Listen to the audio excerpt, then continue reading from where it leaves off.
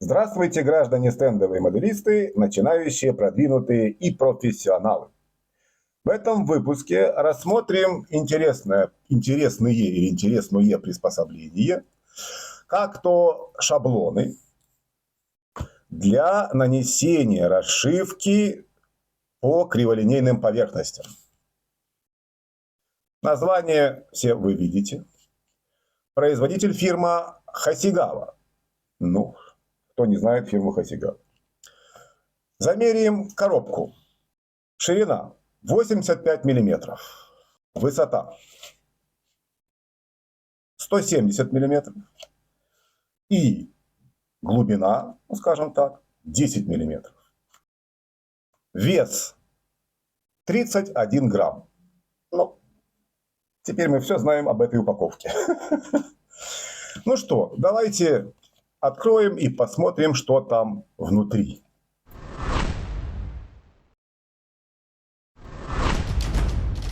Все новинки здесь.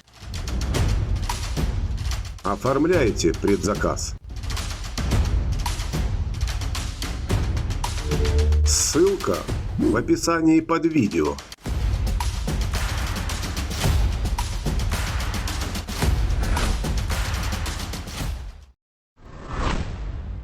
С этой стороны откроем. Кстати, пластик, упаковка пластиковая. Что-то она упирается, да, не хочет. А что такое? В чем дело?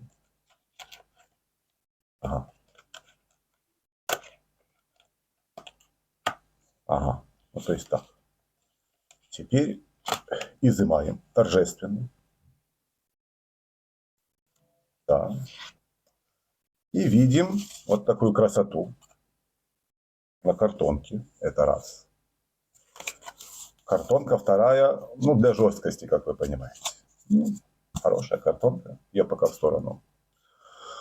Подклеена вот здесь вот скотчем, чтобы она не двигалась. И вот таким вот образом это выглядит. Давайте отсоединим. Да? Подцепить скотч. Вот таким вот образом это можно отсоединить. Вот так это отсоединяется. Пока пусть будет на белом фоне, чтобы было виднее, скажем так. Вы видите разметку, которая есть, и отверстие. Между отверстиями этими разное расстояние. Эти отверстия предназначены для того, чтобы наносить заклепку. Тоже неплохо, кстати. В чем суть-то применения? Давайте для примера, пока это в сторону.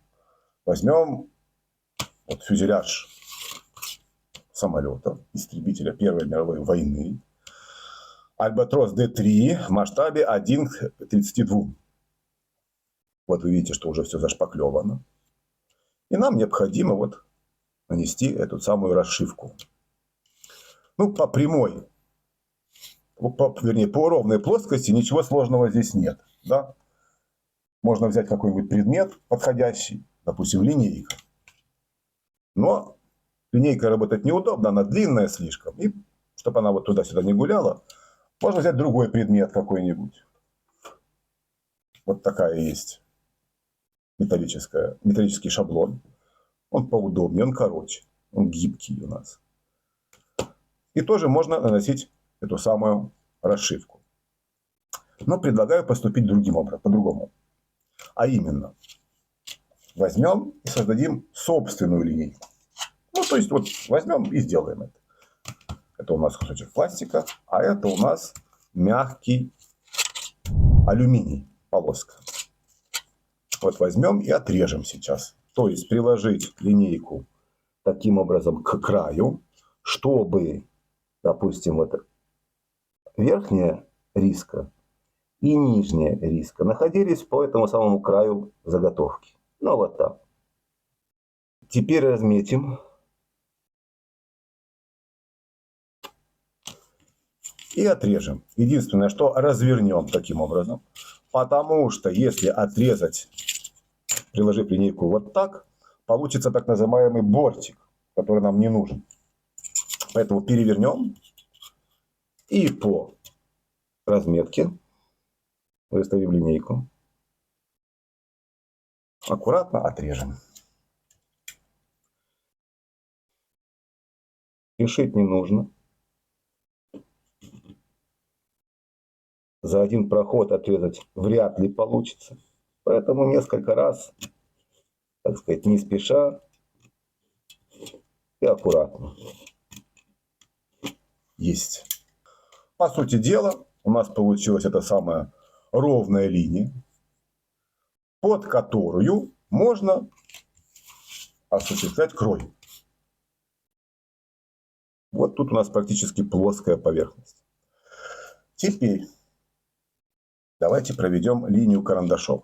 Это будет для наглядности. Ну, допустим, вот здесь мы должны сделать наш крой. Вот мы выставляем его и проводим линию карандашом. Да? Что у нас получается? А у нас получается ровная линия. Неплохо? Неплохо. Дальше. Возьмем ту же на самую линейку, импровизированную, и попробуем приложить вот к этой части, к изогнутой. Вот она. Прикладываем. Так, чтобы удобно было удержать. Рядышком положим. Прихватим. И проведем линию.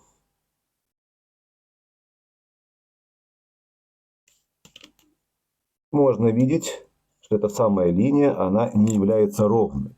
Она получила искривление. Потому что у нас поверхность не плоская. Другими словами, получилась небольшая дуга. То есть ровной линии нет. Так вот, эти самые шаблоны предназначены для того, чтобы компенсировать вот эту самую дугу. То есть путем подбора кривизны можно, приложив к поверхности, нарезать ровный крой. Вот и давайте попробуем это сделать. Кстати, интересно, в общем-то, из какого металла сделаны шаблоны. Сейчас мы откусим, так сказать, и посмотрим, что там будет внутри. Потому что, мне кажется, это покрытие, а сам шаблон, сам металл все-таки цветной, скорее всего. Ну-ка.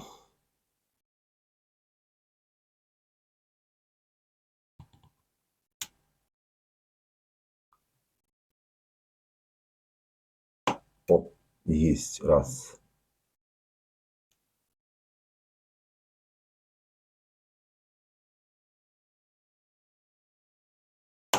Два. Не погнули, не погнули. Вот у нас отделился. Так, из чего же он сделан? Нет, металл внутри, кстати, белый я не вижу. А ну, белый. Да? Да, металл белый. Я думал, что все-таки латунь. Ну хорошо, стальной это неплохо. Потому что упругость у него высокая, хорошая. Вот. Гнется. Хотя все-таки мне кажется, что если его сильно закрутить, допустим, масштаб 72, да, вокруг фюзеляжа нужно что-то сделать, он не вернется в изначальное состояние, может погнуться. Ну, не знаю, пока давайте приложим по месту. Прикладываем. Ага. Что-то мне не хочется его гнуть дальше. Ну, вот не хочется и все. Да. Вот уже совсем туго идет, кстати. Ладно. Не хочется портить. Предлагаю поступить по-другому. Опять же, просто возьмем фольгу и создадим свой шаблон.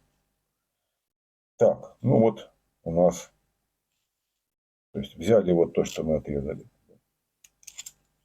Можно алюминий этот выровнять, кстати. Просто взять линейку, таким образом подровнять. естественно, необходимо будет отрезать по новой, если вам ровная нужна линия. Теперь давайте приложим, то есть мы сейчас при помощи шаблона сделаем наш шаблон. По причине, которую я сказал выше, это не очень мне кажется, что можно его гнуть-то сильно. Вот, ладно. Так. Резать будем методом вышкрябывания. Потому что если взять нож, можно захлестнуть на шаблон и его повредить. Метод не очень хороший.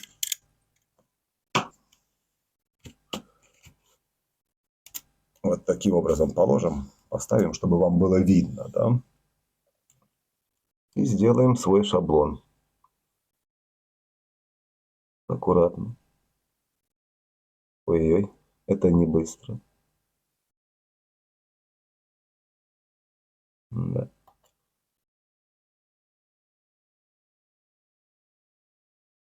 Это мощная игла, как вы можете видеть, острая. По мягкому металлу сработает очень хорошо.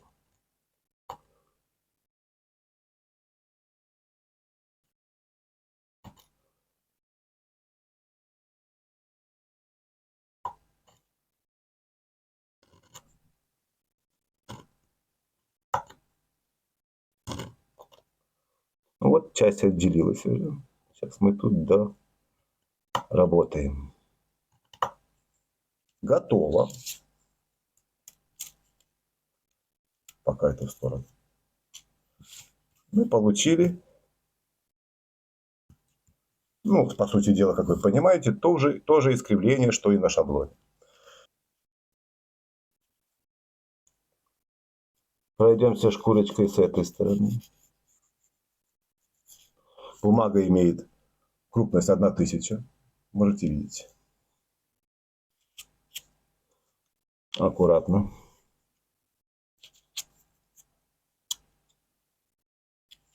С этой стороны тоже.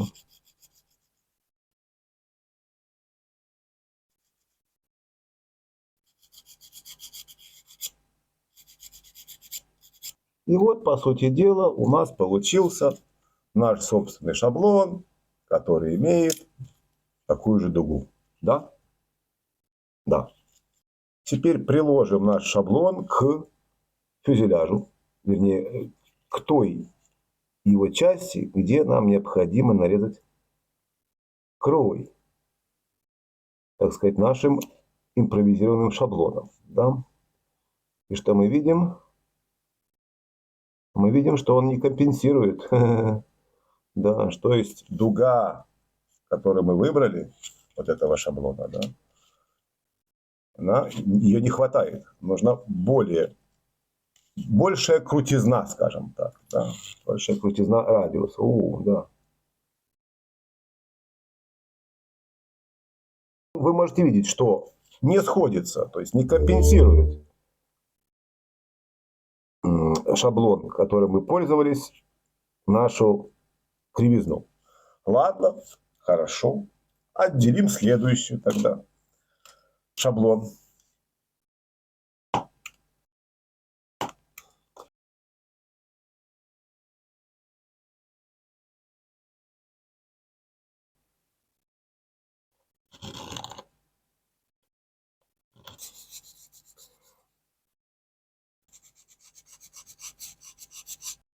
Нашу метку, отметину вернее, сотрем.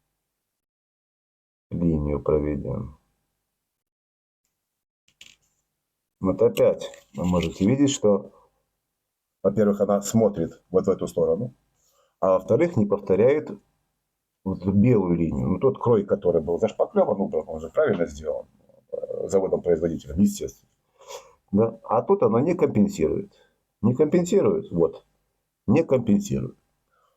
Это говорит о том, что нужно отрезать следующий шаблон. А что делать? Такова, так сказать, технология.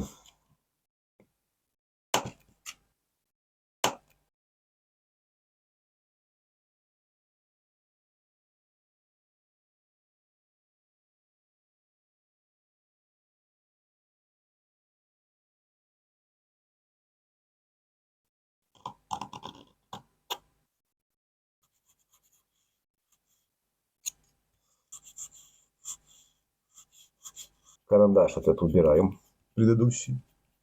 Мы, так сказать, нашли, кажется. Сейчас проведем линию. И чтобы было хорошо видно.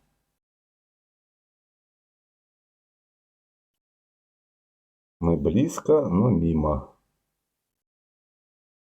Это же надо. Такой изгиб, ничего себе. Ладно, продолжаем. Ну, то есть, пока не найдем искомую кривизну, скажем, нужную нам кривизну, будем мучиться, а что делать?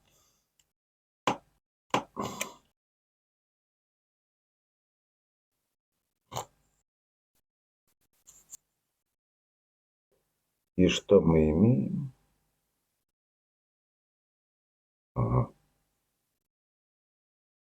А вот теперь мы имеем практически полное совпадение. И карандашом нарисуем. Уже по белой линии прям пойдем, чтобы хорошо было видно. Да? Что у нас? Давайте глянем. Да. Да. Полное совпадение. То есть, чтобы нанести крой вот на такой небольшой участочек, не особо-то, если посмотреть вот таким образом, да, тут не особо такой радиус искривления. Понадобился шаблон вот с такой вот кривизной. Вот он. Да. Ладно, хорошо. Теперь будем знать. Ну что, пробуем резать.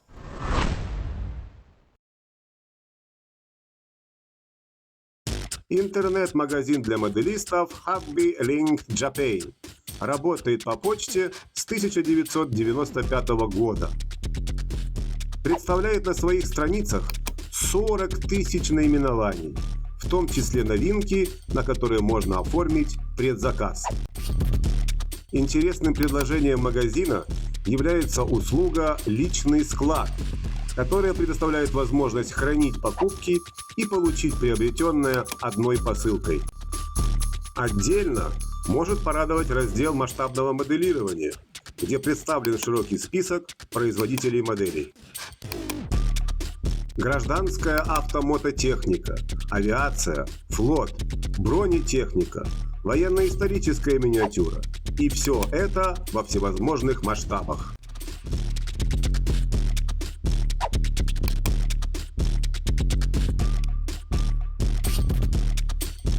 Кроме вышеперечисленного, здесь можно найти краску, фототравление, декали, конверсионные наборы, инструмент и сопутствующую оснастку.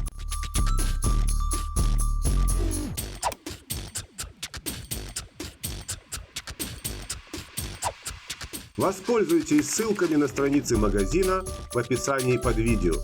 Заходите, выбирайте и приобретайте то, что вам нужно. Тем самым вы окажете помощь данному каналу Igmar TV Scale Models.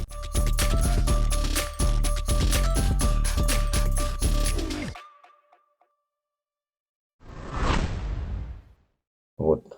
Отсюда замеряем и сюда. Ха-ха. А он на своем месте, в смысле на модели. Да? Да. Проведем параллельную линию.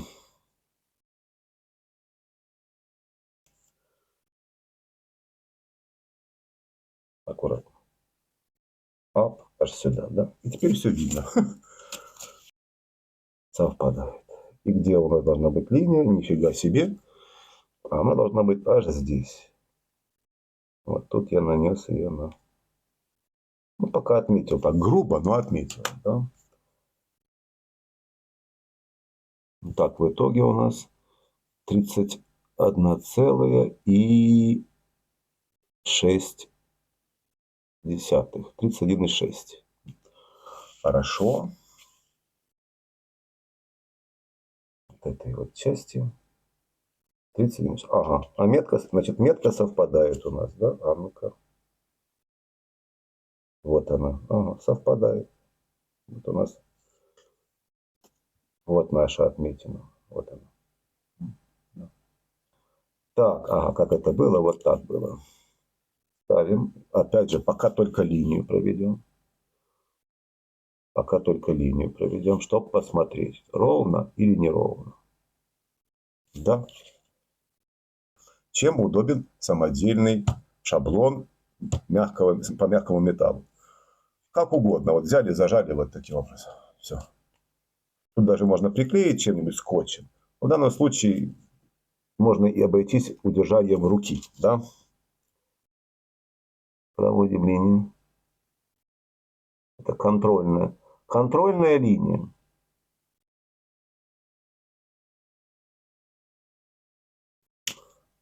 Смотрим. Совпадает? Совпадает. Теперь можно кроить. Кроить будем методом процарапывания. Вот такая вот тончайшая игла заточена. Я даже не могу померить ее размер. В смысле диаметр, извините. На кончике. Ну, вот так грубо. Да, грубо у нас получается. Ну, не совсем даже кончик, но практически кончик. Да, ну так.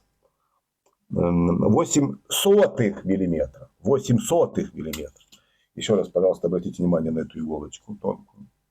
Давайте, почему? Да, это нужна именно иголка. Шаблон у нас мягкий, как мы уже говорили. Да? Если взять скрайбер, я сейчас возьму скрайбер грубый, вот такой большущий, да. Но для примера, конечно, таким нарезать невозможно. Есть скрайберы, конечно же, гораздо тоньше.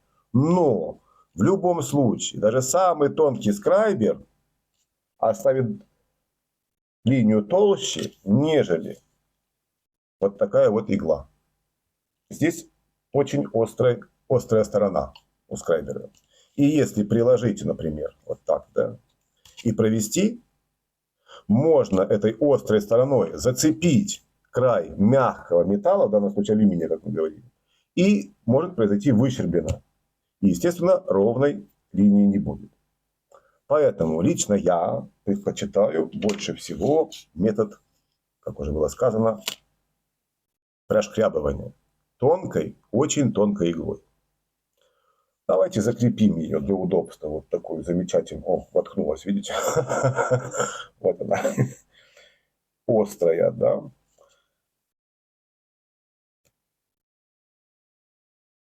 Зажмем.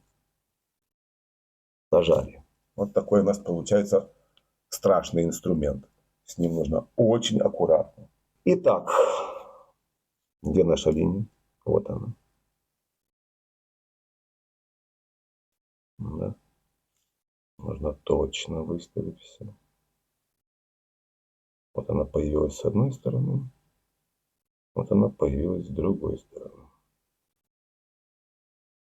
О, попали. Пальцем здесь прижимается. И здесь тоже.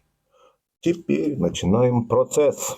Очень аккуратно. Давить слишком сильно не нужно. В несколько проходов это сделаем. Первый важный момент. Аккуратно прижимая к стороне нашего шаблона, просто проведем вот так вот линию. Давить ничего не нужно. Не нужно применять практически усилий. Вот так постепенно у нас начинает прошкрябываться пластик. То есть постепенно создается борозда, которая нам нужна.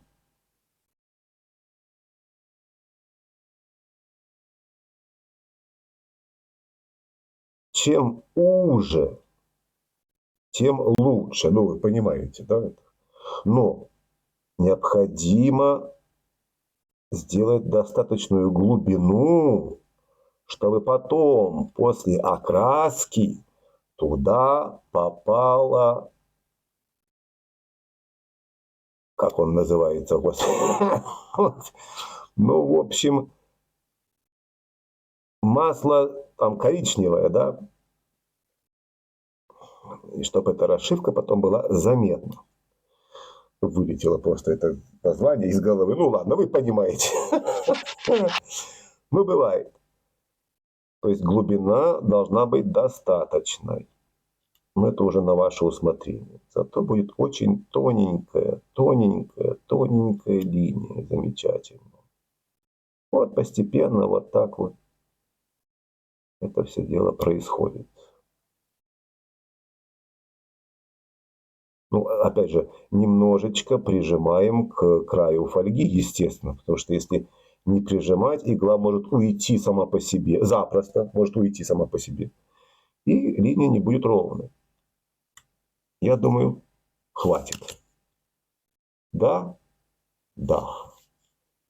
Получилось? Получилось. Ну, уже хорошо, уже приятно. Следующий момент. Ну, тут, получается, мы рассматриваем не только эти шаблоны, а уже весь процесс нанесения расшивки. Если приглядеться, то после прошкрябывания остается такой как бортик с двух сторон. Имеется в виду пластиком. И если сейчас пройтись шкуркой, этот пластик обратно закроется. И, соответственно, закроет нашу борозду. Как сделать так, чтобы этого не случилось? Очень просто. Изготовим примитивнейший, простейший и дешевейший инструмент. Это уже было в других видео, но повториться никогда не мешало.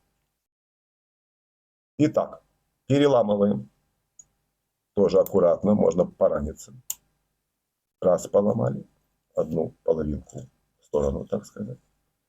И теперь поломаем еще раз.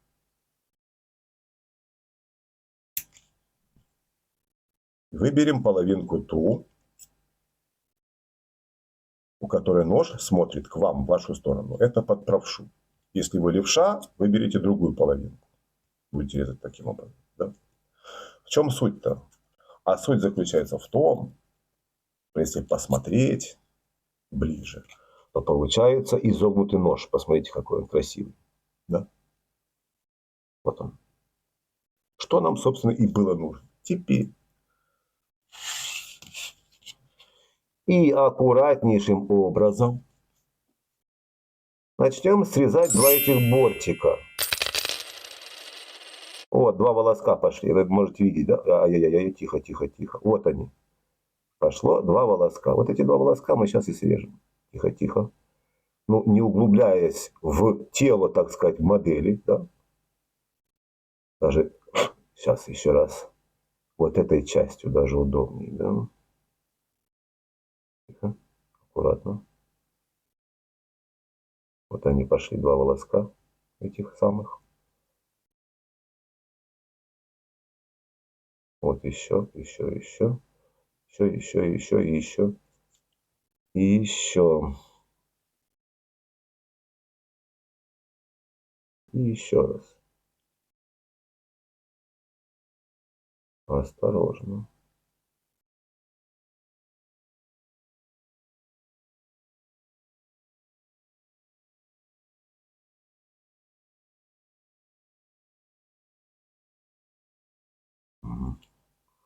Ну, процесс, как вы видите, не быстрый. Но качество. Нас же интересует качество. Вы понимаете. О, еще есть, да. Да. Проредим, да? Проредим нашу борозду. Главное, чтобы не было соскока, чтобы не ушла в сторону наша игла. Да? Аккуратненько. Аккуратненько.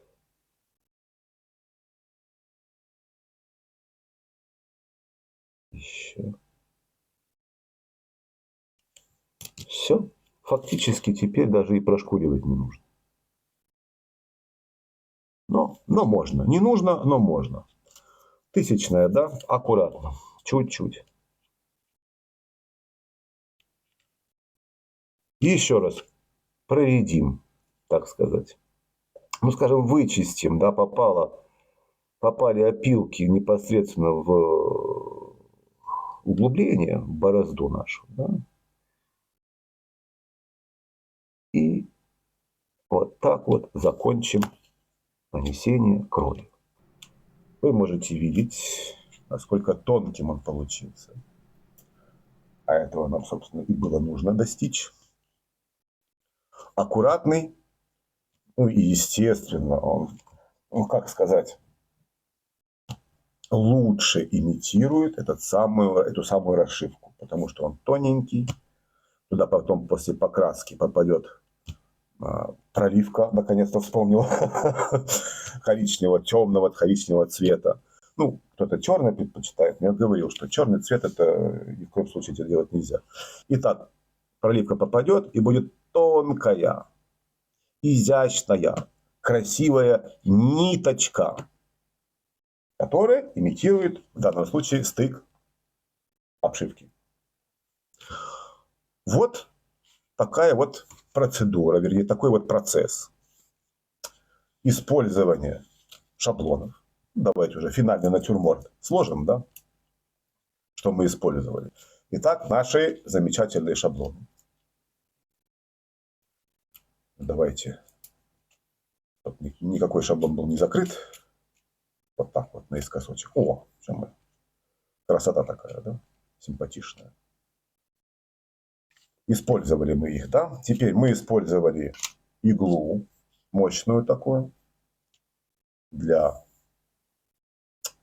изготовления шаблона. Непосредственно наш шаблон, вот он, вот здесь пусть будет. Да? Ну, главный инструмент, конечно же, это иголка для нанесения этой самой расшивки. Наждачная бумага, без нее никак. Карандаш, очень важный инструмент в данной процедуре, так сказать. Да? Ну, штангенциркуль, сюда так притулим, будет видно его, да? Будет видно. Хорошо. Линейка. Почему бы нет? Да? И самодельный инструмент, изогнутое лезвие, очень важный в данном случае. В общей сложности, на мой взгляд, тема раскрыта. Вы видели, как это можно делать. Большое спасибо вам за внимание. Подписывайтесь на канал, заходите на канал, приводите знакомых моделистов. Ну и лайки и комментарии, потому что лайки и комментарии продвигают канал. Еще раз спасибо за внимание и до новых встреч.